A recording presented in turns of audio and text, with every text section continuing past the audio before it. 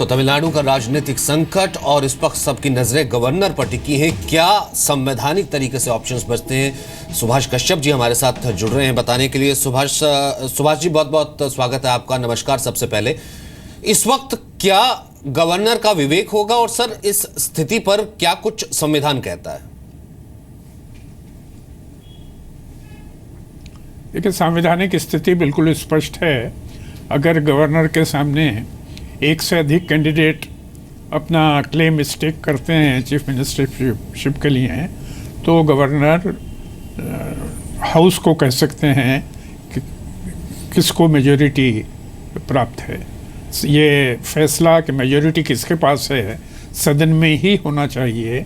और जो composite floor test की एडवाइस दी गई है वो मैं समझता हूँ बिल्कुल संवैधानिक है, उचित है और वो वैलिड रहती है।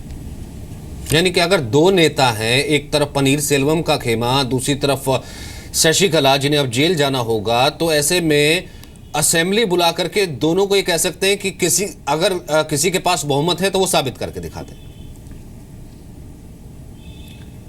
नहीं, शशिकला का तो सवाल अब नहीं उठता, लेकिन शशिकला की जगह अगर कोई और नाम आता है शशिकला के एमएलएस की तरफ से, तो जो नया नाम आता है और अगर वो जाकर गवर्नर से अपना क्लेम स्टेक करते हैं, तो फिर वो कैंडिडेट जो नया आता है और पनीर सेल्वम, इन दोनों के बीच में सदन में वोटिंग हो जाए और जिसको अधिक मत मिले उसी को चीफ मिनिस्टर बना दिया जाए। तो सुभाष कश्यप जी, जिस तरह से शशिकला को चुना गया था विधायक दल का नेता, ठीक उसी तरह से पूरा प्रोसेस उतना ही टाइम लेते हुए अब भी अपनाया जाएगा। जब कोई और नॉमिनी या तो शशिकला तय करती हैं या फिर पार्टी तय करती है या एडीएम के समर्थक तय करते हैं, उसके बाद उसका चुनाव होगा उतना ही समय लेते हुए। देखिए, पार्टी के अंदर क्या होता है वो रेलेवेंट नहीं है संविधान के अनुसार। सवाल ये है कि जिस तरह से भी जब भी वो अपना नेता दोबारा से चुनते हैं, अगर वो जाकर गवर्नर से कहता है कि मुझे एआईडीएमके का मेजॉरिटी सपोर्ट प्राप्त है और इसलिए मुझे बनाया जाए, तो ऐसी स्थिति में दो कैंडिडेट हो जाएंगे, पनीर सेल्वम और वो नया व्यक्ति, और उन दोनों के बीच में कंपोजिट फ्लोर टेस्ट। और सुभाष जी, कब तक हाउस को ऐसे रखा जा सकता है, या फिर कार्यवाहक मुख्यमंत्री कब तक ऐसे ही रखे जा सकते हैं? इसका कोई वक्त का भी प्रावधान है? नहीं, वक्त का प्रावधान नहीं है, लेकिन मैं समझता हूँ वो न्यायोचित होना चाहिए, तार्किक होना चाहिए, और अब अधिक समय लेने का कोई सवाल उठता नहीं है। मेरे ख्याल से 1-2-3 दिन के अंदर नया चीफ मिनिस्टर नियुक्त हो जाना चाहिए। और अगर कोई भी खेमा, भले सदन के अंदर हाइपोथेटिकल है, कॉन्स्टिट्यूशनल वाइज कोई भी खेमा अगर नहीं अपना बहुमत साबित कर पाए, तो ऐसे में क्या प्रोवोकेटिव या क्या विवेक रह सकता है, रहता है गवर्नर का? नहीं, देखिए, टेक्निकली गवर्नर किसी को भी मुख्यमंत्री नियुक्त कर सकते हैं, लेकिन वो किसी को भी नहीं करेंगे, क्योंकि जिसको भी वो नियुक्त करें उसे सदन में जाकर अपना बहुमत सिद्ध करना होता है। तो इसलिए कंपोजिट फ्लोर टेस्ट में होगा ये कि बजाय बाद में वो जाकर अपना बहुमत सिद्ध करें, पहले ही सदन तय कर देगा कि बहुमत किसके साथ है।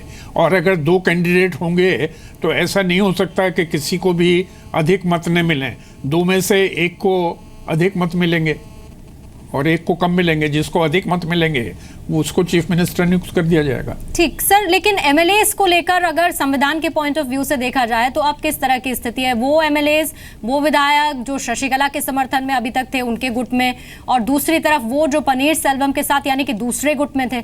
संविधान के लिहाज से अगर इसे समझे सुभाष कश्यप जी। देखिए, संविधान के लिहाज से पार्टी रेलेवेंट नहीं है। सवाल ये है कि सदन के अंदर, पूरे सदन के अंदर बहुमत किसका है, इर्रेस्पेक्टिव ऑफ पार्टीज। सदन के अंदर, सदन के पूरे सदस्यों में बहुमत किसके साथ है ये देखना होता है गवर्नर को। और उसको देखने के लिए गवर्नर को जो एडवाइस दी गई, और जो मैं पिछले 8 दिन से भी कह रहा था कि कंपोजिट फ्लोर टेस्ट हो जाए, ताकि सदन ही निर्णय कर दे कि बहुमत किसके साथ है। पिछले कई दिन से बहुत सी बातें उठी सुभाष जी की, गवर्नर लेट कर रहे हैं, पहले ही बुला लिया होता, या फिर गवर्नर इंतजार क्यों कर रहे हैं, कुछ राजनीतिक इन्वॉल्वमेंट की बात यहाँ पर आई कि या प्रेशर की बात आई। लेकिन आपको लगता है कि ये कॉन्स्टिट्यूशनली उन्होंने सही किया इंतजार करके, जब एक मैटर कोर्ट में इस तरीके से लंबित था, और आज अगर पहले ही कॉल ले ली होती तो स्थिति दूसरी होती? मैं समझता हूँ गवर्नर ने जो किया वो नितांत सही था, और मैं पिछले 8 दिन भी बराबर कहता रहा था कि ये गवर्नर के ऊपर है कि कब और किससे वो नियुक्त करते हैं और किस प्रकार करते हैं। तो उस गवर्नर के डिस्क्रिप्शन को क्वेश्चन नहीं किया जा सकता और वो उचित नहीं होगा। और अब तो जो निर्णय आया है उसके बाद गवर्नर और भी विंडिकेट हो गए, उनका स्टैंड सही था ये साबित हो गया। अगर उन्होंने जल्दी निर्णय ले लिया होता और मान लीजिए शशिकला को नियुक्त कर दिया होता तो आप समझ सकते हैं कि क्या होता।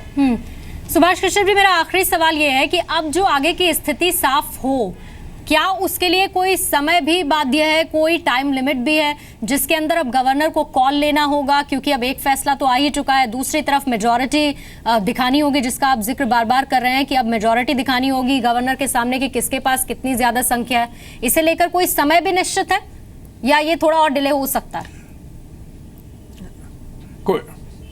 नहीं, टाइम लिमिट नहीं है, लेकिन गवर्नर को टाइम लिमिट तय करनी होगी। गवर्नर को अब टाइम लिमिट तय करनी होगी, और मैं समझता हूँ जल्दी से जल्दी असेंबली का स्पेशल सेशन बुलाकर वहाँ पर ट्रायल ऑफ स्ट्रेंथ हो जाना चाहिए। बहुत बहुत शुक्रिया सर हमारे साथ जुड़ने के लिए और इस बातचीत के लिए और इस स्थिति को समझाने के लिए।